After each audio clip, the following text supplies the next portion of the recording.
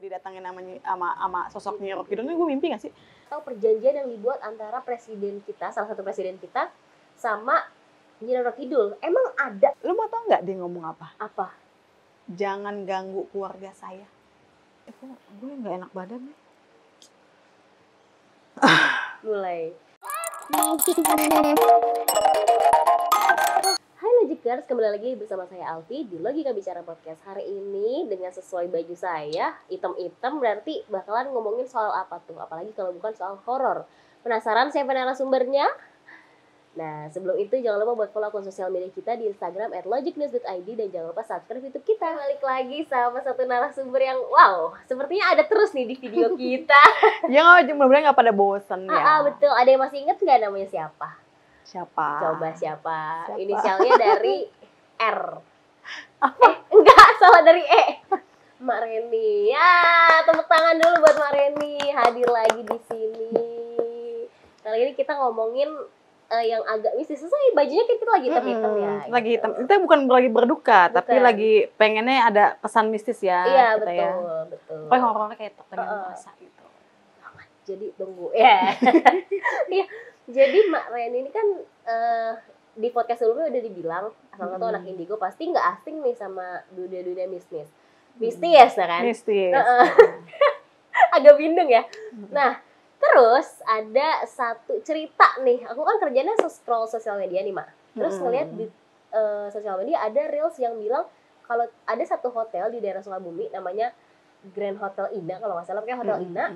Itu tuh katanya jadi tempat peristirahatannya Nyi Rocky Kidul. Nah, sebagai anak indigo, emang ada, Mak? Maksudnya kayak Nyi Rocky Kidul tuh mungkin nggak sih buat istirahat di sana? Karena kalau nggak salah ya, itu tuh ada kamar khusus nomor berapa? 308. Iya. Nah, tuh berarti kemarin nih tahu nih, atau mungkin sih lihat video yang sama kali ya? Nggak, jadi waktu itu tuh sebenarnya ini bukan kejadian dari gue sendiri ya, tapi itu kejadian dari nyokap. Oh, nyokap. Nyokap tuh yang cerita sendiri sama gue. Yang kejadiannya memang kayaknya di luar logika ya kan, tapi memang nyata. Jadi itu nih kisahnya itu waktu gue masih kecil. Ya? Itu sekitar usia gue SD, adik gue SD ya kan. Itu kejadian berarti udah lampau banget. Udah lama banget. Jadi waktu itu waktu zaman dulu kan ini ya langganan Kartini tuh, majalah Kartini ya kan. Belum lahir sih gue sebenarnya. Belum lahir kan lo kan. Iya. Gue bacanya Bobo sama Kartini ya kan. Terus nyokap gue tuh lagi baca tentang Nyi Rocky Kidul. Oh gitu. Terus dalam hatinya ini nih dia ngomong, bener nggak sih nih Nyi Rocky Kidul gitu. Ada nggak sih Nyi Rocky Kidul gitu. Udah dalam hati dia gitu kan sambil dibaca. Nggak, entah ada kebetulan bokap gue ngajakin nginep di hotel ini ya kan. Bisa pas banget. Ya udahlah, kita berangkat itu Sabtu Minggu kan. Gue berangkat Sabtu sekeluarga gue, adik gue, nyokap gue, bokap gue. Kan waktu itu kan emang hotel itu memang megah ya. Iya, maksudnya megah dalam artian hotel berbintang lah waktu zaman dulu kan. Terus udah nyampe ke lobi, kita turun bawa barang. Bokap gue nyolek nyokap gue. Nih, kuncennya. Kuncen hotel gitu? Kuncen yang mau, kalau lu mau ke kamarnya Rocky Kidul nih, kuncennya. Katanya gitu kan. Gitu deh, kuncennya itu, maaf, dia pendek orangnya. Agak pendek deh. Agak pendek, pakai kayak base cap merah gitu. Pakai base cap merah gitu. Terus bokap gue cuma ini kalau misalnya mau ke kamarnya Rocky Kidul, sama ini nih kuncennya, gitu doang. Jadi kan kayak malah dijembatani sama bokap gitu ya? Kayaknya kayak dijembatanin gitu, tiba-tiba ada jalannya, abis baca Nyi Rocky Kidul itu, ada jembatan dikasih apa namanya? Dikasih akses gitu ya melalui bokap gue, tiba-tiba mau nginep di situ kan. Nah, terus sorenya itu gue berenang nih sama adik gue, sekeluarga itu berenang. Ini di kolam renang, tapi penampakan di sana hotelnya kan. Iya. Kata bokap gue, mah itu tuh kamar Nyi Roro Kidul. Karena dia dipayungin Hijau gitu apa bukan gimana? kuning. Ada payungnya gitu. Oh, beda sendiri dia Beda dengan kamar sendiri. lain. Gue agak sesek ya kalau ngomongin Nyi Roro Kidul nih. Aduh, wow. Bisa. Agak berat. Iya, memang. Agak berat. Terus gue lanjutin ya. Mm-mm. Dia tuh ada payungnya, payung kuning gitu kayak payung pengantin gitu sih. Iya, tahu kan? yang Itu yang sering dipayungin disangga-sangga. katanya gitu. Mah Di gitu kerajaan. itu katanya waktu itu ada kebakaran di hotel itu, tapi kamar itu doang ya kan. Oh, yang selamat. Yang nggak kebakaran. Ya kan? Udah kan, kata bokap cuma cerita gitu doang. Kita habis selesai berenang, kita makan malam. Nyokap sholat isya kan. Sholat isya, habis sholat isya, bokap gue udah tidur, adik gue sama gue tuh kan tidur. Habis sholat, habis isya udahlah tidur lah nyokap gue. Dia tidur merem. Pas gitu merem, tiba-tiba dia ngeliat dari pintu itu tuh, dari pintu kamar hotelnya, ada cewek masuk. Gue sampai merinding nih. Ada cewek masuk. Iya. Pakai mahkota. Wow. Gue merinding. Ya? Pakai kemben nih. Jangan bilang dengan kereta kudanya juga. Enggak. Dia nggak pakai kereta kuda, tapi masuk gini. Set. Dia ngeliatin nyokap gue. Ya ampun, berarti dari kepikiran langsung didatengin langsung. Langsung kayak emang kebetulan kayaknya langsung didatengin langsung. Nyokap gue tuh di situ udah baca-bacaan apa aja, ayat kursi sampai nyubit, sampai kayak nyubit tangannya sendiri. Ini mimpi nggak sih? Kayak ini mimpi nggak sih? Gitu. Gue didatengin sama sosok Nyi Roro Kidul ini, gue mimpi nggak sih? Sampai dicubit-cubit itu sakit. Terus akhirnya tuh baca-baca nggak hilang. Susah banget. Terus dia tuh kayak nyokap gue tuh kayak ngeliat bokap gue, adik gue tidurnya nyenyak-nyenyak aja sampai ngeliatin, mau minta tolong tuh, gimana? Nggak bisa, kayak bisa, mungkin gitu. Bisa jadi dia dibawa ke dunianya gitu, yang lain gak ada yang Terus, tahu. Nyokap gue dalam di batinnya ngomong gini, mau apa, jangan ganggu keluarga saya. Oh gitu, ngomong ke Nyi Roro Kidulnya itu kan. Ngomong sama Kanjeng Ratu, ngomong jangan ganggu keluarga saya, gitu. Lu mau tau nggak dia ngomong apa? Apa? Gue merinding asli. Itu ngasih respon. Ya ampun. Tapi dia pakai bahasa Sunda halus ya. Oh, bahasa Sunda halus. Dia ngomong gini. Kalau nggak salah nyokap gue ngomong gini ceritanya. Nih, bisi anjen terpercaya. Saya mah ada. Jadi artinya tuh gini. Kalau lo nggak percaya, nih ini gua gitu. Ini gue nih langsung didatengin ya kan. Bener-bener kayak didatengin, terus udah gitu nyokap gue baca-baca lagi, nggak hilang lagi. Tetap nggak hilang. Nggak hilang lagi. Berarti emang nyokap gue ngomong gini, jangan ganggu. Enggak, saya nggak akan ganggu. Saya cuma mau kayak tahu pengen kalau ada gitu. Kayak pengen ngeyakinin nyokap gue kalau gue ini ada gitu kan. Karena kan sempet kayak nyokap Maria ini nggak percaya kayak emang ada ya gitu. Iya emang ada. Maksudnya dia drill. Misalnya sosok Kanjeng Ratu tuh sosok jin kah apa kan, nyokap gue tuh kayak nggak percaya ya kan, kayak nggak percaya kan. Akhirnya tiba-tiba tuh dia udah abis selesai kayak selesai kayak bicara kayak gitu, hilang tuh kan, hilang. Nyokap gue baru bisa napas lega. Astagfirullahaladzim kan ya, astagfirullahaladzim nyokap gue tuh kan ya. Udah ngomongin astagfirullahaladzim. Tidur lagi. Dan dia, kan gue rencananya tuh nginep itu kan gue mau extend ceritanya. Oh berhari-hari gitu. Berhari-hari lah, lebih lama. Nyokap gue sepanjang abis kejadian itu diem. Diem aja. Nggak cerita sama siapapun. Sampai dia sampai maksudnya nggak berani untuk cerita ke gue. Apalagi gue masih kecil ya, ke bokap lah minimal ya kan. Dia sampai nggak mau kan. sampai nggak mau cerita itu. Karena dia juga mungkin speechless kayak ih Speechless kok sampai kali ya. segini Iya, ya, speechless gitu. ya. Kok sampai dia sampai ada kaitannya dari si majalah Kartini itu, Iya, ngerti nggak sih? Kayak ada jalannya untuk ketemu Kanjeng Ratu, karena memang ketemu ketemu tiba-tiba nemuin gitu atau ketemu Kanjeng Ratu tuh susah harusnya. nggak main-main loh, maksudnya Iya benar. ada orang-orang yang memang spesial ditemuin gitu. Terus akhirnya pas pulang dari hotel barulah nyokap cerita gitu. Terus gue bilang gini, mama kenapa nggak cerita gitu kan? Karena mama takut untuk bersuara. Iya, apalagi itu masih di tempatnya dia. Masih di tempatnya dia. Nah, nyokap gue tuh cerita pas sebelum dia sholat isya, pas sholat isya di hotel, dia dengar suara kereta kencana. Wah, delman sih kalau orang jadi kayak kereta namanya kayak kereta kerajaan lah. Awalnya dia denger kayak gitu, masih dicuekin kan. Karena nyokap gue pikirannya nggak kesana. Iya, karena gitu sebenarnya ya, kalau dipikirin secara logika mana ada orang naik kereta kencana gitu di hotel ngapain? Tapi memang banyak kejadian memang banyak yang dengar suara itu. Suara identik kayak suara kuda, kereta kencananya ya kan. Jadi nyokap gue udah denger kayak gitu.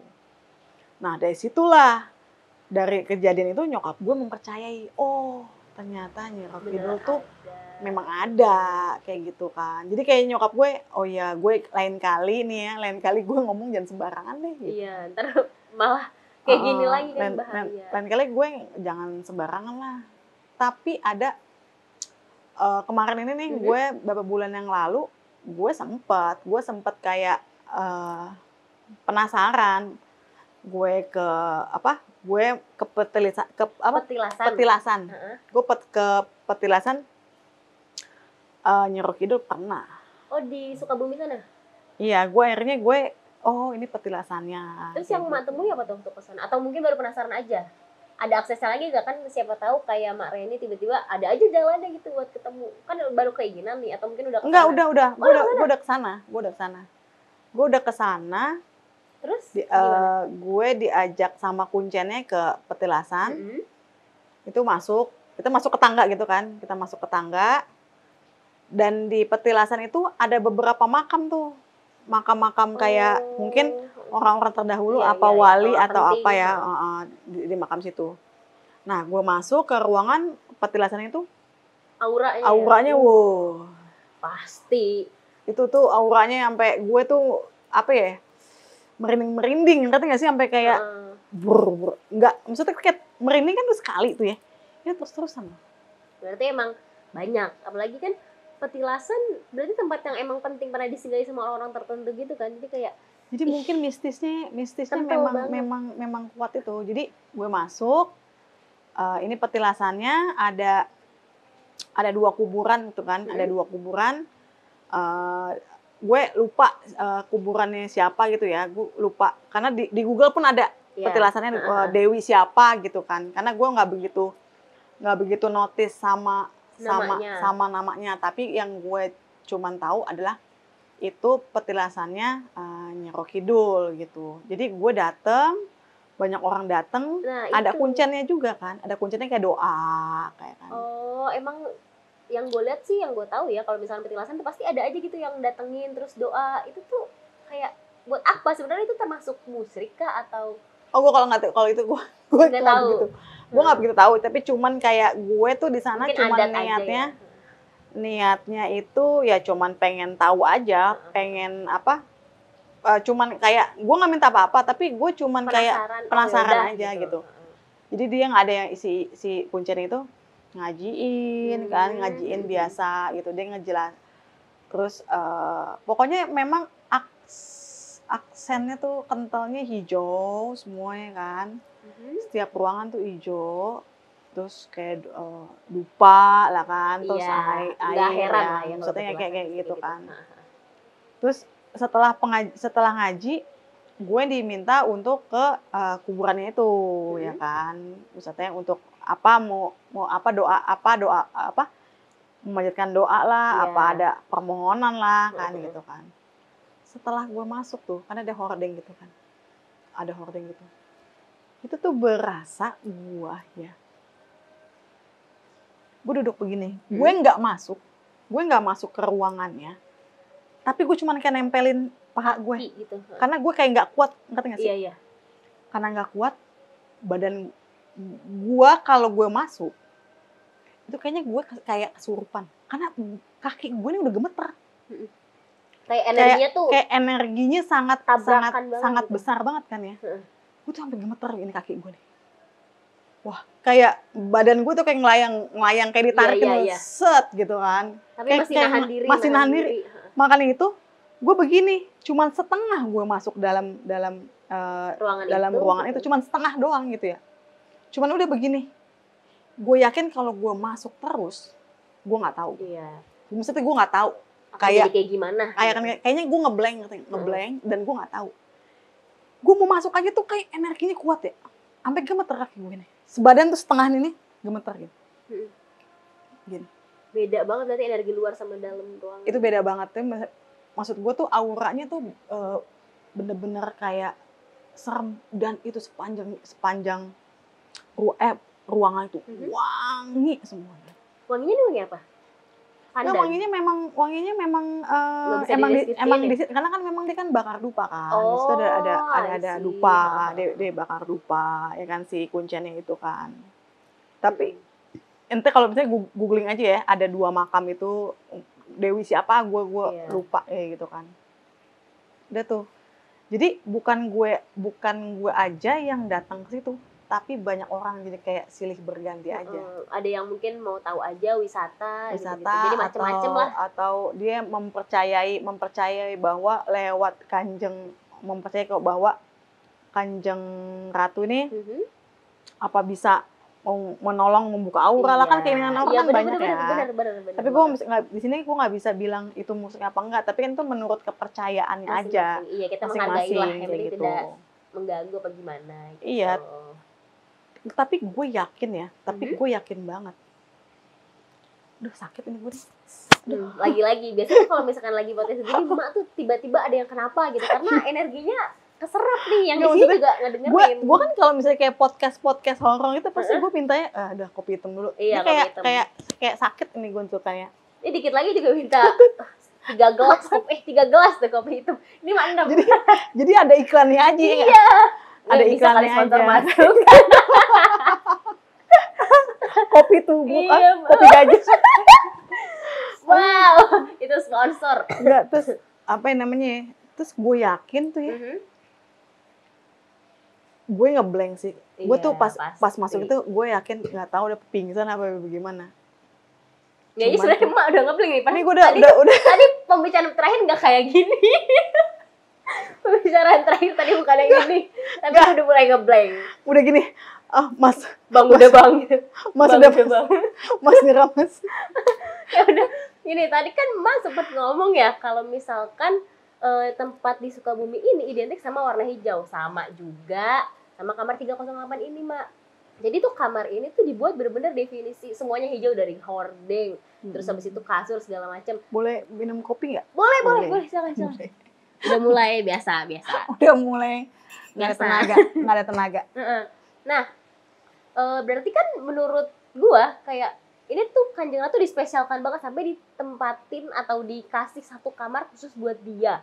Kalau misalkan menurut Emak, kayak Emak kan sering lah berkomunikasi dengan mereka gitu. Kalau misalkan dia makhluk kayak gitu dispesialkan banget, biasanya tuh akan ngapain sih? Atau mungkin ngasih kita harta atau ngasih kita usaha, kan nggak tahu gitu ya. Biasanya akan ngapain kalau dia? Gue kayak spesial banget di mata dia gitu. Cilah. Spesial. Oh, misalnya gini, ketika gue ke kamar itu gue punya keinginan terkabul gitu ya misalnya gitu. Ya itu balik lagi tuh gini, Vi. Gue bukannya aduh, gue tuh sebenarnya kalau ngomongin ini apa ya? Kanjeng Ratu tuh gue tuh agak serem kan. Iya, karena the power of wow gitu. Tapi kan. Menurut gue ya lu lu meminta sesuatu ya Allah aja udah. Bener. Tuhan aja udah. Iya. Tapi itu kan balik lagi kepercayaan orang ya kan. Kepercayaan kalau misalnya percayaannya misalnya Roh Kidul, Ya sudah, Kanjeng Ratu gitu. bisa menjadi jembatan kepada Iya. yang Maha Kuasa ya kan. Terus itu menurut kepercayaan. Tapi kalau menurut gue nih, kalau menurut gue mendingan ya lo percaya sama Allah aja. Betul. Jadi gitu. kayak minta apapun karena minta apapun dari sama Allah aja. Gitu. Karena emang banyak gitu. Gue baca dari sumber-sumber ada yang ke kamar 308 di Hotel Ina ini Banyak banget. Minta sesuatu, minta jodoh, minta rezeki. Maksud gue Banyak kayak banget. kan sekarang ada Bumble ya. Apa? Sekarang ada Bumble. Ada Tinder. Iya, ada ya Tinder, kan? bisa nyari gitu. Ya lu kan. usaha aja di Tinder, Bumble, cari yang Iya benar ya kan. Jadi kan kita nggak Lu tahu. balik lagi pokoknya, kalau menurut gue ya, lu balik lagi ke yang maha pencipta lo aja. Lo meminta, maksudnya lo meminta kayak rezeki, meminta pertolongan ya udah sama Allah aja. Kalau belum kekabul, Allah tuh minta lo bersabar dulu. Betul, tunggu gitu. dulu. Sabar gitu. dulu gitu.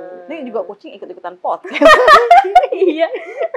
Nah, terus juga di kamar ini tuh Mak ada satu lukisan Nyi Roro Kidul dan menurut beberapa orang kayak ya ampun, menurut beberapa orang kayak ini tuh lukisannya hidup, entah matanya gerak-gerak, bahkan pelukisnya sendiri Bapak Basuki Abdullah tuh waktu ngelukis kayak ada tiba-tiba tusuk konde gitu sama keris pas dia lagi ninggalin lukisannya sebentar.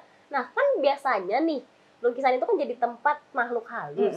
Nah biasanya itu berapa banyak sih yang nempatin satu lukisan atau satu lukisan tuh satu makhluk halus gitu? Kalau menurut gue ya tergantungnya adalah tergantungnya sama kayak manusia. Sama kayak manusia menempati suatu rumah kan gue nyaman nggak? Gitu. Gue nyaman gue di sini. Sama kayak makhluk hidup. Kayak makhluk hidup kayak apa? Kayak makhluk halus udah ngeblank nih. Iya, mulai biasa. Kopi. Gue pusing. Biasa. Terus sama kayak makhluk halus. Jadi lo gue mau nyamannya menempati di lukisan ini gitu. Misalnya ini lukisan ini ternyata udah ada penunggunya, gue pindah ke lukisan lain atau tempat lain yang memang di ruangan atau di rumah itu yang angker, ngerti nggak sih? Jadi itu, dan kalau rumah angker kan lebih banyak lagi kan kuantitasnya kayak rame-rame malah. Tapi kalau lukisan tuh emang bener mereka bisa tinggal di lukisan gitu? Bisa. Makanya kan orang Muslim kan melarang apa adanya patung, adanya lukisan hidup itu.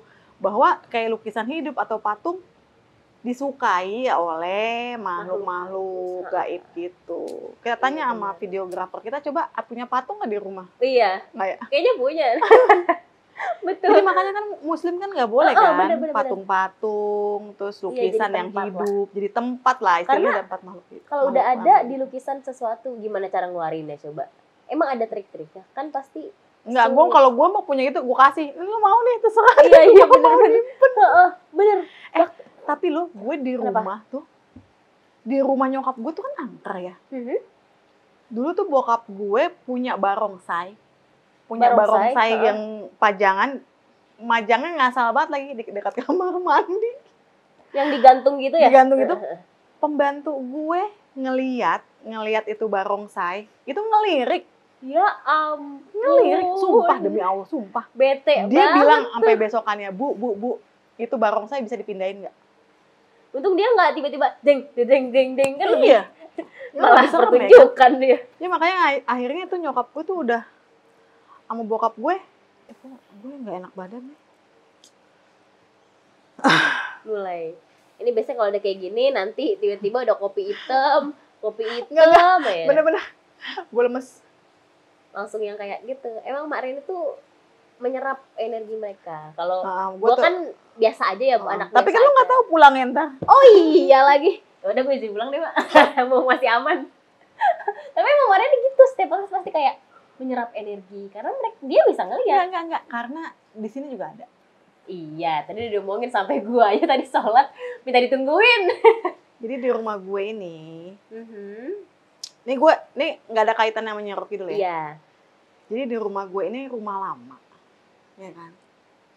sewaktu gue pindah ke sini, ada ya yang nganterin baju, ada yang nganterin baju sama istri kan gue kalau baju Iya, kan nge-laundry kan. laundry. Ngomong begini sama ibunya nganterin, Mama, rumahnya Tante Emma tuh ada cewek kebaya, Kebaya. pakai kebaya merah kan. Si Gue nggak merah. percaya dong, karena gue belum pernah nemuin kan. Temen gue lagi duduk di sini, lagi duduk sini, ngeliat Dilihat dia lagi. tuh cewek pakai kebaya kan. Ngeliat, mak, gue ngeliat cewek pakai kebaya merah, 2 ya kan. Ya, udah 2 orang nih. Suatu ketika gue ini, aduh ngapa-ngapan gue. Udah. Ayo. Suatu ketika nih gue lagi tidur, gue dengar kayak tidur merem apa sih? Tidur ayam lah ya. Tidur ayam lah. Gue dengar ada yang mandi di shower sambil berdendang gitu kan. Ya udah kan. Gue nggak bisa bangun, anjir, gue nggak bisa bangun nih. Tuh cewek nongolin loh, tapi segini doang, pakai kebaya merah. Gue lagi tidur begini nih, dia ngelewatin gue begini. Iseng banget ya. Untung pas dia mandi nggak buka, bayar dulu gitu kan. Enggak kan? Tapi udah bener-bener sampai dibuat nggak bisa gerak. Gue nggak bisa gerak begini kayak kerap-kerap. Dia lewat set kan. Nah dari situlah Percaya baru. gue percaya. Oh, tapi gue cuman ngomong gini aja sih sama penghuni di rumah gue ya kan. Ya. Udah kita napsi-napsi aja. Tapi Betul. sesekali itu. Oh kemarin kejadian kemarin. Ini kan hujan. Ini juga lagi hujan lagi. Lagi hujan ya. Maghrib. Gue dengar suara nyanyian itu lagi. Di sini. Atau ada lagu yang bener-bener sama, kayak misalkan contohnya salah satu Risa Saraswati itu kan waktu dia kenal sama Peter Chase ada lagu yang bener-bener identik sama dia, terus ada nggak Mak? Nggak ada, tapi lagunya itu nadanya sama kayak gitu yang ya? waktu dia Mandi. yang mandi itu di sini tuh bergumam aja perempuan gitu. Gue lagi di sini, gue lagi posisi di sini. Iya. Pintu kebuka, dia di sini. Berarti emang iseng atau dia pengen nunjukin bahwa gue ada gitu. Mungkin. Tapi di sini adalah gue merasa auranya agak negatif. Karena gue ngerasa ya, ketika gue lagi sedih nih, lu bayangin dong ya, gue lagi sedih di sini, itu ada yang nangis di belakang. Ya ampun, pengen Gue lagi sedih, jadi kayak apa ya? Kayak gue tuh punya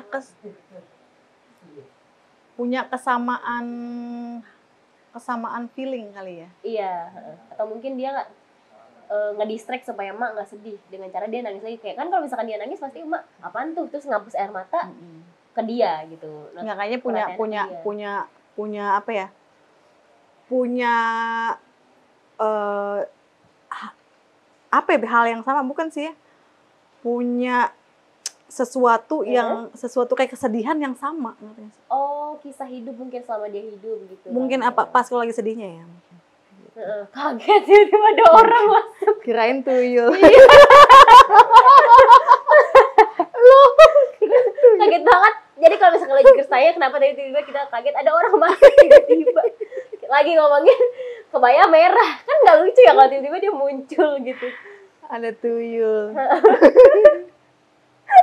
Gitu. Tapi emang pasti setiap rumah mah ada ya, Mak. Terlebih ya kalau emang ini rumah tua pasti ada. Terus juga kan kita nggak pernah tahu penghuni dulu di sini gimana sebelumnya. Atau mungkin emang jangan ada lukisan nih, Mak. Nggak ada lukisan di sini. Gue muslim taat kok. Masya Allah. Gue nggak ada patung-patung, nggak ada. Ini aja kan patungnya juga. Iya benar. Tapi emang ya gitu, sebenarnya kalau ngomongin soal mistis tuh nggak akan ada habisnya. Kayak, makanya gue banyak kucing di sini loh. Jadi katanya sih kucing tuh menyerap energi yang negatif. Jadi gue kadang-kadang tuh gue tidur ya sama kucing. Kayak si kucing itu menyerap apa? Energi negatif. Gue baca satu blog katanya tuh hotel ini dibangun atas permintaan atau perjanjian yang dibuat antara presiden kita, salah satu presiden kita sama Nyi Roro Kidul. Emang ada gitu kayak misalkan mereka yang sampai minta bangunan itu kan bangunan megah banget ya. Kayak sebenarnya tuh untuk apa gitu? Apa memang pengen dispesialkan apa gimana gitu? Yang gue baca sih gitu ya, karena mungkin ada kayak perjanjian yang kita nggak ketahui untuk sebenarnya untuk kemaslahatan. Oh tuh udah kemaslahatan Indonesia ya. Iya, Sebenarnya kan ada perjanjian. Oh iya. Betul, kalau misalnya ada perjanjian kan antara Kanjeng dengan Soekarno itu adalah untuk menyelamatkan si Indonesia sendiri, ya kan. Tapi karena ada lah yang. Tapi benar atau enggaknya kan, gue pernah ke sana kan ada petilasannya si Soekarno lagi betapa ya kan di situ. Dan gue emang pernah duduk di petilasannya itu. Gitu. Iya, bahkan pada Soekarno tuh katanya suka bersemedi di kamar 308 itu. Iya betul. Sama di petilasannya itu. Kucingnya. Kayak ya mungkin bagi beberapa orang baru dengar kayak, hah masa sih Presiden Soekarno kayak gitu? Tapi emang iya gitu. Jadi kayak dia bersemedi. Tapi gue percaya sih, dia bersemedi terus juga. Gue denger sih ceritanya. Entah apa yang dilakukan, tapi yang pasti ya mungkin itu dilakukan untuk Indonesia gitu. Begitu, kita agak kedisek sama kucing ya. Iya, kucing. Gitu. Jadi sebenarnya kalau ngomongin Sukabumi dari yang tadi hotelnya, terus habis itu petilasannya dan juga lautnya kan identik dengan pantai selatan kan. Dan itu ada mitos katanya nggak boleh pakai baju warna hijau. Nah, iya.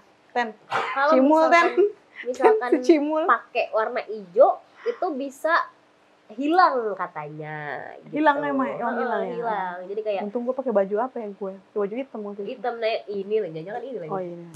Terus jadi kayak ada pantangan-pantangannya emang. Iya betul. Jadi apapun kepercayaan kalian, tapi usahakan untuk menghargai. Kayak misalkan di sini nggak boleh pakai ini, ya udah diturutin aja. Turutin aja lah daripada lo hilang nyawa ya kan. Betul. Terlebih kalian percaya atau enggak, tapi mendingan sedia payung sebelum hujan gitu. Karena kalau misalkan nanti tiba-tiba hilang, ya nggak tahu. Kalau sebenarnya kalau misalkan mau main logika, nggak mungkin hilang lah, mungkin hilang karena ombaknya aja yang gede.